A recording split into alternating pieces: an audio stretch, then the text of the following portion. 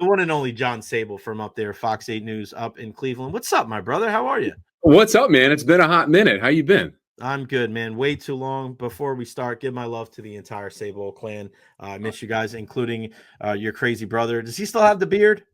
No, after that 0-16 season, I think the day after the final game, now our boss, because I work there, so they're like, okay, now you gotta shave it off. But what's crazy to think about, that was almost 9 years ago. Oh my gosh, Can man! you believe it? That time has certainly flown. And if John Sabol sounds familiar or looks familiar, we used to see him here at ABC Action News, now with Fox 8 News up there in Cleveland. And one thing I always tell people when it comes to a responsible professional and the way to keep a straight face was that you had to go on local news right after your beloved Cleveland Cavaliers won the championship and speak about the shootings in Orlando. And I remember being at a bar with a friend of mine, and I was like so happy for you. And the games were on ABC. And I remember being at the bar, and the first person on the news after was you. And I'm like, that dude's a professional. I told everybody at the bar, like, my guy right here. And I told them the whole story, and everybody was like clapping, like, this guy's the man. He's awesome. Well, I appreciate that. And I remember you texted me that night congratulating me on the Cavs. But it was a surreal moment for me at that moment because, I'm in the sports office there at ABC Action News celebrating. But then it's like, wait a second, I got to quickly write this. Right. And then talk about the unfortunate Pulse nightclub shooting there in Orlando. So, like, the Cavs championship, as great as it was personally, and I'm a little selfish about this, I didn't get a chance to really live it and love it that much because of what you said there. But it was still awesome. Like it was an incredible run, but I wish I could have had a better, experience to embrace it than to have it damper under that sad situation that we had to talk about there in Orlando. Yeah, and I also brought up you a couple weeks ago. We were up in the Buccaneers press conference, and I spoke about the time where I went to the UFC event in New York City, and I got on a plane at like 6 a.m. I didn't sleep, and I went right to the Bucs game the next day. And I said, the crazy part about that is my guy John Sabol did the same thing. It was either the week before, where you went to the World Series game in Cleveland, and then flew right back and went to the Bucs game the next day. That was probably a crazy 48 hours for you too, as well. Oh man, Jay, it was nuts because it was Game 7 of the 2016 World Series. The Indians had a 3-1 lead and blew it. We all know what happened, but my sister got tickets, and my mom and my dad went. My brother was working; he was super jealous, still to this day, that we went to the game. But we were all thinking it was going to be a cool experience. I finally get to see a championship with my dad. He grew up big Cleveland sports fan, and then obviously that happened. But then I had to hop on a flight like at 7 a.m. to get back to Tampa because that was a Wednesday, and the Bucs had a Thursday night game. I want to say they played the Falcons. Yeah. And by the time we got back home from downtown Cleveland, it was probably close to 1 or 2 in the morning. And I'm just like, even though they were lost, you're still adrenaline's high from that moment. And I slept on the couch. I didn't even go in my bed at my parents' house. My dad woke me up. All right, we got to go. Take you to the airport. We both got like an hour or so sleep. Yeah. But man, it's crazy. And you experience the same thing. It's crazy what sports will do for you when you are, channeling your fandom, but then you balance it with work. And my dad used to always say, you play hard, you're going to work hard. And so, yourself, you're getting into and embrace the chaos. And you and I both did in those situations. You got that right, buddy. And now some chaos for your Cleveland Browns. I know it's been a tough putt over the last couple of years, and you've been, lockstep and keeping an eye on everything. And God, what was the kind of the overall impression of Myles Garrett when he comes out and he says that I think my time is done here in Cleveland? Did it come as a surprise? Did it come as a shock? And how do you think this whole thing is going to unfold now? Jay, it's weird because if you go back before Christmas, I believe it was before the Dolphins game, the date was like December 20th. Myles said something along the lines of, like he wants to play for a winner and doesn't want to be a part of a rebuild. And, he kind of went off, which was very unlike him because he kind of keep things in-house, internalizes, and has been a model citizen, I guess you could say, throughout his entire 8 years with the organization. And it kind of raised a lot of eyebrows, like, okay, like he means business. He's sick of losing, he's sick of, the turmoil. And, he said, I'll sit down and have a conversation with Browns general manager Andrew Berry in the front office after the season, see where they go. He had a conversation, and then it kind of like turned in early January. It seemed like where he's like, you know what, we're not that far off. This is Myles saying this. We're not that far off. We have a couple pieces that we need. And, I want to be a Brown, and he said that in that December 20th press conference, and he said all the right things. And then Andrew Berry came out a few weeks later at the end of the year press conference that all these NFL teams do once your season is over. And he said a line that says, we have always envisioned that Myles Garrett has a straight shot from Cleveland to Canton. And everyone's like, okay, well, clearly, like, they must have, patched things up. Right. Then Monday, the trade request comes out, which, the Browns, I was told, were not surprised by it. We were only in the media a little bit just because we thought things were okay. Fans were blown away. And then in that statement that he released, which he didn't post it on social media, Jay, he released it to two NFL national writers, and Ian Rappaport and Adam Schefter, with that statement. And he said it's never about going from Cleveland to Canton, referencing the Hall of Fame, which was a shot there at the GM, Andrew Berry. It's about winning and getting to the Super Bowl and winning. So at that point, we're like, uh-oh, we got some problems here. Then what happened yesterday on Wednesday on Radio Row at the Super Bowl? He first was outspoken and talked 8 minutes with Rich Eisen show about it, and then subsequently went on like multiple shows since then, and doubled down on his trade request, which now everyone was the majority of Browns fans sided with Myles Garrett. Now you're seeing a slight turn a little bit here because of throwing more salt in the wound, and kept talking about it yesterday constantly, which is not like him.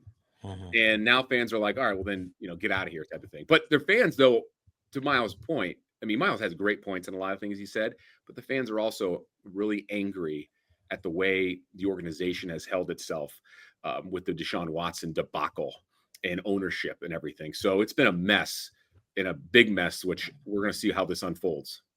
Where do you think he can go back to your former home here in Tampa Bay? A lot of people are asking, do you think that'd be an option? Andrew Berry said at the Senior Bowl last week, when one of the Cleveland reporters, I think it was to The Athletic, said something like, are you going to trade Myles Garrett? And they said no. And they said, well, what about for 2 first-round picks? And Andrew Berry said, and not even for 2 first-round draft picks. Now, he says that in passing, so right. A lot can change. So what are you going to give up for him? He wants to go to a contender. Obviously, the Buccaneers are a contender. It's going to come down to what Andrew Berry can recoup in terms of draft capital and compensation, whatever best deal he has. And if the Buccaneers, I think you start at 2 first-round draft picks easily. It doesn't have to be in 2025, in my opinion. It could be 26, 27, maybe mid-selection, maybe an established player, and see where he goes from there.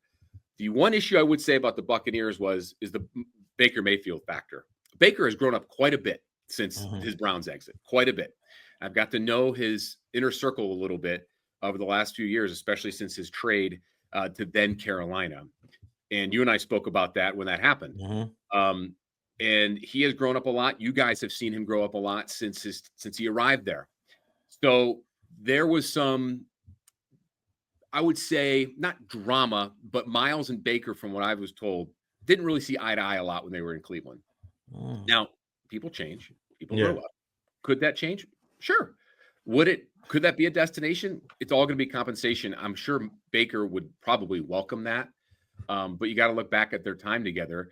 They did win a big playoff game in Pittsburgh and lost to the Chiefs to a right to go to the AFC Championship game during the COVID year with the Browns, in a game that they almost won. So I think those guys, if it ever got to that point, could put things aside. And I think they both have grown up since then. So it really depends on what other, compensation Andrew Berry can get. Now, I know your next follow-up question is, can he get back to Cleveland? Well, here's the thing. Will Myles Garrett come back? Could they patch it up? Right. This feels different. Andrew Berry doesn't have to trade him. He's got 2 years left on his deal. Garrett's due for a contract extension. I don't know, what can be said to salvage this. If the Browns want to go in a full rebuild or get compensation for him, now I think it's the time to do it. He'll turn 30 next December. One of the best defensive players in the league, reigning defensive player of the year. He's up for it again tonight at NFL Honors. Yeah. So, I think there's a lot of patchwork that has to do here if that can happen. But to me, this feels like a different trade request than we've seen before. And I'm kind of leaning in the trade category as it sits now. How is everybody kind of rationalizing the whole Deshaun Watson thing? Like, are they just looking at trying to get, injury? Can we get out of this? Like, it's just, you and I spoke about it. And even then people were like, if he can get back to that Houston guy, that Clemson quarterback, maybe, but it just seems like from afar, man, people aren't surprised that it went down and it's gone down in flames like this. It's funny, Jay, when we spoke about it the day it happened, when I came on your radio show and about Baker, there was a division of fans here, even still, that love Baker Mayfield. I mean, he was beloved for a lot of, it was like split 50-50. And now I think it's more 75-50. They like him even more after what happened.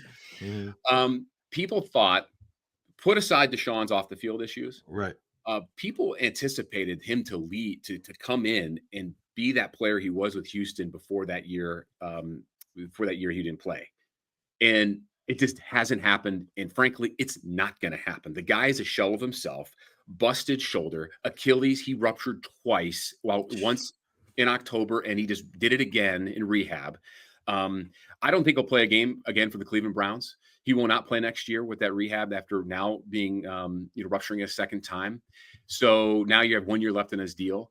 There are guys in the locker room that were really irritated, I think, and frustrated, Myles Garrett being one of them. And it's maybe not necessarily Deshaun's fault, so to speak. When he has played, when he wasn't injured, it just was off. Everything was off. And the Browns have gone through now on their third offensive coordinator because of this. So this stemmed from a lot of people blaming the front office and ownership. I think it's ownership all the way. And people are just sick of it. They're done. Everyone is done. There's not one person. I got to say this. People were ripping Cleveland fans when Deshaun got hurt, and they were cheering for him when he hurt his when he blew out his Achilles. And it was unacceptable. And Myles Garrett and a lot of people defended their brother and Deshaun. But I think the frustration or the cheering wasn't so much cheering that he got hurt, cheering that they didn't have to see him play anymore because it was been that bad. Yeah. And it's unfortunate. You hope he can come back at some point, whether it's with the Browns or someone else. But, they're going to have a retooled locker or quarterback room next year or this offseason here. And they'll see where they go with that. They'll probably draft one and they'll probably sign someone. Yeah. And it's funny because like when people were saying that, I said something similar. I don't necessarily know if they were necessarily booing like at the injury. I think they were just booing at the situation.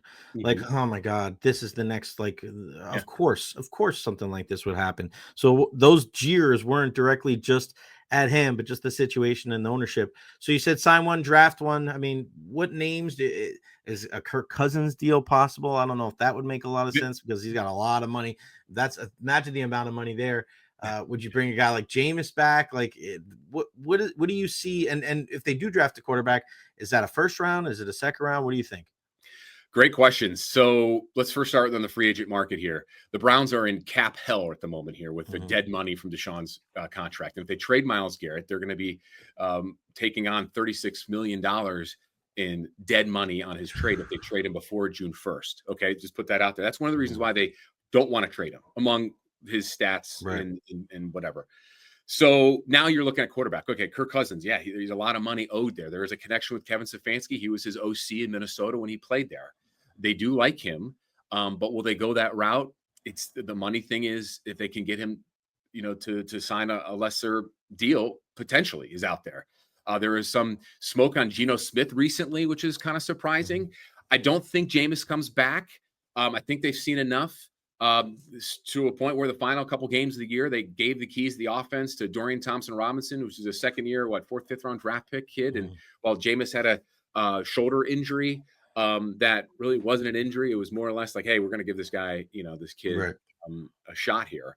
And so I just think they're going to have to go with another free agent at some point. Who that is, we just don't know yet. I mean, it's just going to come down to that. In terms of drafting a quarterback, if you could read between the lines just a little bit, and we can assume that Myles Garrett does not want to be a part of a rebuild with a young quarterback. Okay, look at the Browns. They're going to have to draft one. Yeah. And so if you are going to assume that he puts this trade request in after talking with the front office, then you're going to assume they're going to draft one. Obviously, it's not a shock to anybody. Where is it going to be? Number two, there's a lot of connection to Shedeur Sanders because the Browns hired a quarterback coach in Musgrave who's got connections with Dion. There's some maybe thought process. They go that route. Is Cam Ward going to be available at number two? I talked to former Browns legendary quarterback and former Miami Hurricanes quarterback Bernie Kosar quite a bit here. We do a pregame show with him during this football season at Fox 8, and he loves Cam Ward, not because he went to Miami for the year, but because he thinks his style fits Kevin Stefanski's offense. Now, Right. will the Titans take him at 1? Will he even be on the board? Who knows? But if they don't take a quarterback number 1, do they go Abdul Carter, Penn State edge rusher? Then do they take a quarterback later? Like a guy like Jackson Dart. What about Will Howard? I mean, it is, the options are endless, the questions are endless, and it's just so early here on February 6th that we just aren't sure of where this can go. But I think you can assume wherever it's going to happen, they will have 2 new quarterbacks in that room next year. John, before I let you go, of course, we got to get some hoops in, buddy. I mean, buddy. your Cavs are freaking flying. They're all over the place. Deals galore with Luka and AD. We see Jimmy Butler getting traded last night to the Golden State Warriors. Does Golden State make a move now? Like, what do they? Does Cleveland now make a move? I mean, the East is that top tier. My Knicks. I'm glad that they're up. Look at our teams both competitive at the same time. We haven't had that in our friendship, I don't think. It's funny, covering the Cavs playoffs 2 years ago at the Knicks when they beat them was kind of a surreal moment. I'm thinking, man, the Knicks are back, baby. They're back. It's better for the sport. It's better, even if they don't win. Is. Just having them in there, and even if you beat them, like when the team beats them, it's like, hey, you beat the Knicks, world's most famous arena. Do they make any deals? Because I mean, right now, you look at Donovan Mitchell, you look at the guys they have down low. I mean, Mobley's he's a freak, man. He's such a good player, and I really like the makeup of the team. Do they have to make a move now to really fortify their spot in the East? Because regardless of what their record is, I'm still terrified of Boston. They have that championship pedigree. Yeah, the Cavs played Boston 3 times, or 1 and 2 against them. In those 2 games they've lost, they've shot the ball poorly. I think Boston is beatable, but you also have to get them on a really good night too. I mean, it's that next step you got to get over. Boston's, I think, despite the Cavs' run here, they're still the favorite, I think, in the East. Agreed. So we get as we are sitting here recording live here, it's 12:57. We got 2 hours left to go to the deadline. The Cavs have had multiple talks with a lot of teams. I know they sent an offer over to the Brooklyn Nets for Cam Johnson. That hasn't materialized yet. They were looking at seeing what they can use as leverage. I think the Nets deal for Cam Johnson would be great. But the problem is, I think the Nets have no urgency to move him yet, so they could wait till the offseason. You look at another guy like DeAndre Hunter. That's the big one name here with the Atlanta Hawks. Similar position, similar style of play like a Cam Johnson in terms of his height and weight and everything, and his stats are very similar. Cavs are really interested in him. They have pieces to send, Jay, but it's weird because they're not pieces that are going to wow you. I mean, the names that we keep hearing in trade talks is Isaac Okoro, offensive limitations, one of the best perimeter defenders, but he's also hurt now. You look at Jalen Tyson, the rookie first-round draft pick, who's gotten a lot more minutes lately, unknown, but they really like him. I've heard Brooklyn really likes him. And then the other 2 other guys that you can throw in deals, like Karis LeVert, expiring contract, but he's been dealing with a wrist injury all season, and he hasn't been 100%, and his offensive numbers are awful recently.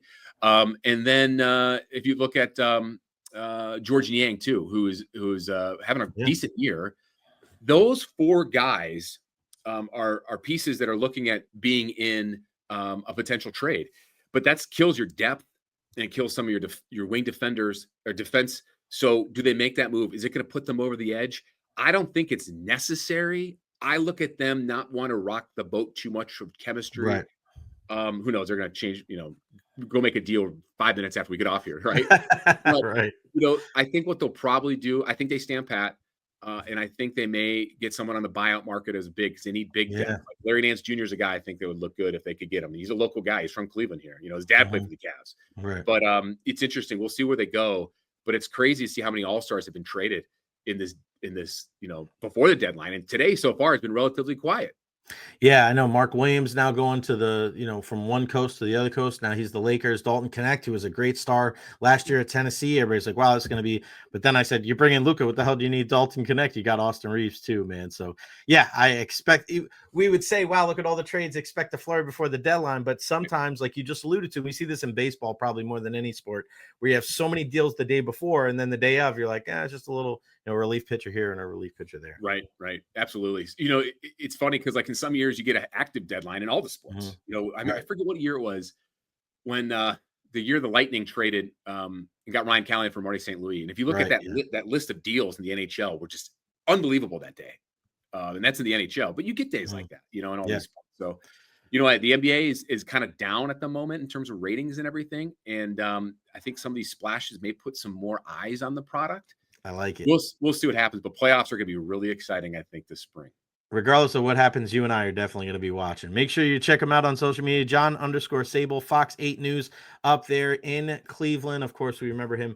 ABC Action News here. Give Alyssa my love, the entire family. Appreciate your time, my brother. Always great to catch up, and have a great rest of your week, my man. You too, man. I told Alyssa I was hopping on with you, and she said to say hi, and hope all is well down there in Tampa. Miss you guys, and miss covering those teams down there. We had a great time and great run, that's for sure. We'll make sure you hit me up when you guys come visit, brother.